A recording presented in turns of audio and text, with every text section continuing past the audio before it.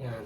So habang wala yung mga kasama ko, sila Ate Lucy, Ate Aiza, ah, naghahanap ako ng bawang sibuyas at saka mag-aadobo tayo. Nakabili ako kasi ng chicken pero hindi ako nakabili ng seasoning. So wala tayong ganon. Kasi ang kinakain ko lang, nagpiprito lang ako ng itlog or naglalaga at nagpiprito ng steak, ng beef burger, minsan ganyan, or ng manok na breast chicken. So yun, piniprito ko lang. Yun ang pagkain ko. So I don't have any seasonings. Asin lang ang meron. So naghahanap tayo ng sibuyas. Napakuha na ako ng bawang at lalagyan natin yung adobo natin ng tawag dito na what do you call this? Ginger. Tawag dito? Yeah. Ginger yata. So, magagayat muna tayo ng at magluluto tayo ng adobo ng pangalan nito. So yun, wala sila dito, so tayo magluluto. Pakainin na lang natin sila ng adobo na may luya. Ayun, yung luya pala yun. So mamaya makikita nyo kung paano ko lutuin yung adobo. Ano lang natin, slow cook. Kasi gagawa pa tayo ng bed frame na dumating lang ngayon lang, no? At para masarap din, nasaute siya sa toyo at sa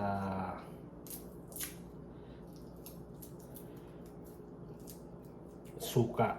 So nakabili tayo ng murang isang kahon na na chicken legs for $10 lang. So ngayon, lulutuin natin yung 3/4 at nag-iwan tayo ng mga ilang piraso. For the next few days, iprito na lang natin. Guys, no? So, kamusta naman ang buhay niyo dyan? Comment kayo kung saan kayo ngayon nanonood at anong oras na, no? At if you have any suggestions, questions dito sa Canada, ay let me know, comment down below. At dito pala, ang lahat ng kasama ko sa store ay puro Indians, so sa Tim Hortons. So matututo ka rin sa talaga dito sa English kasi lahat ng communications namin dito English, no? At wala akong kasamang Pilipino dun sa store namin sa Tim Hortons. So marami na ako natutunan in my past. Almost magto 2 months na ako sa May, June, July 4 kasi May 4 ako dumating dito. So yun, medyo nakaka-adjust na rin tayo dito sa weather nila. Pero maganda yung sa akin, gusto ko yung weather dito kasi pag ito sa summer na pero medyo malamig pa rin. Nawa ay hindi talaga minit kasi wala kaming air condition dito sa bahay at talagang nung nakaraan napakainit. So hindi tayo nakatulog ng gabi. Nakabukas na yung pintuan ko at saka bintana para mag-airflow, no? At ngayon, nagdi-delete ako ng mga video sa cellphone ko at i-upload ko na rin kasi puro videos na, puno na. So wala nang paglalagyan yung mga incoming videos na gagawin natin. So makikita nyo marami na talaga i-upload sa mga social media, sa Facebook, sa YouTube, sa what do you call this, TikTok, Instagram. So yung channel natin actually kumikita na to ng mga nakaraan na vlog. So hindi na naman kumikita. Ngayon ay itutuloy natin ulit yung mga pagbablog at sana kumita na ulit para makadagdag gastusin dito sa Canada, no? Ang mahal kasi ng rent natin dito sa bahay. So 600 a month. Pero yung kausap ko kanina, sabi niya, bakit ang mura ng bahay nyo? 600 lang. Mura pa daw yon. Eh sabi ko, kasi ito ay sa employer namin. Pero namamahalan na nga ako sa 600. I-multiply nyo yun sa, kung nasa Taiwan kayo, 23. 600 times 23. At kung nasa Pilipinas kayo, i-multiply nyo yun sa 41 kung magkano kakalabasan. Napakalaking pera na. Kaya nagpaplano nga ako guys talaga na magkaroon ng sasakyan at doon na ako manirahan ng sasakyan. Kasi habang wala pa dito yung pamilya ko, so kaya ko pang magtiis, magtiyaga. Dahil wala pa naman sila. So yan, tuloy natin yung video natin kanina. At almost done na yung ating niluluto. Slow cook lang siya, guys. At yan, nilagyan natin ng itlog para special, no? Lahat kasi namang itlog nagiging special. Kaya tingnan nyo, pag may mga handaan or pag may mga kainan, itlog palagi ang nakikita, laging nauubos, no?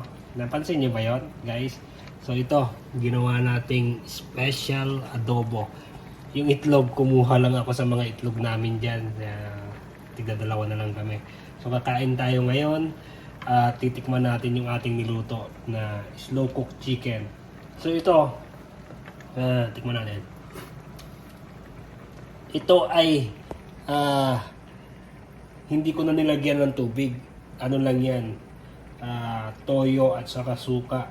So nagtubig na lang siya kasi naka-frozen siguro, kaya ganon. So salamat sa inyong panonood. Keep on watching ng ating mga vlog at subscribe to my channel. God bless. So ngayon, titikman na natin yung ating niluto. Oo. Nakalimutan natin lagyan siya ng pepper. So, tingin tayo dito ng pepper. Ito pepper ni Ate Aisa to. So, Ate Aisa, pahingi po kami ng pepper. Pepper. No? Ito kasi iniikot, so kailangan ng dalawang kamay. So, lagyan muna natin dito yung camera natin at lagyan natin ng pepper yung ating adobo para mas masarap. Magmukha talaga siyang adobo. Kaya mamaya-maya pagdating nila, kakain na lang sila.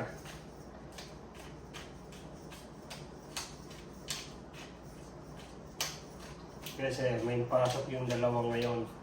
So, nilutuan natin sila ng adobo para naman matuwa sila. Mahal na mahal natin yung mga housemates natin. So kami ay magkakasama sa Taiwan. Lalo si Ate Lucy, si Ate Aisa ay sa GIL Huku. Kaming dalawa ni Ate Lucy ay sa Sinchu at nalipat siya ng Chunan. So yun. So take a look at this very delicious dish, no? Nawa ay magustuhan nila at matikman nila kung masarap o hindi yung ating niluto. So ganito lang ang buhay dito sa Canada. Wala tayong ibang kausap kundi ang sarili lang natin at kayo. So, ganun ang buhay sa Canada. So, continuous pa rin siya cooking ng very low heat. No?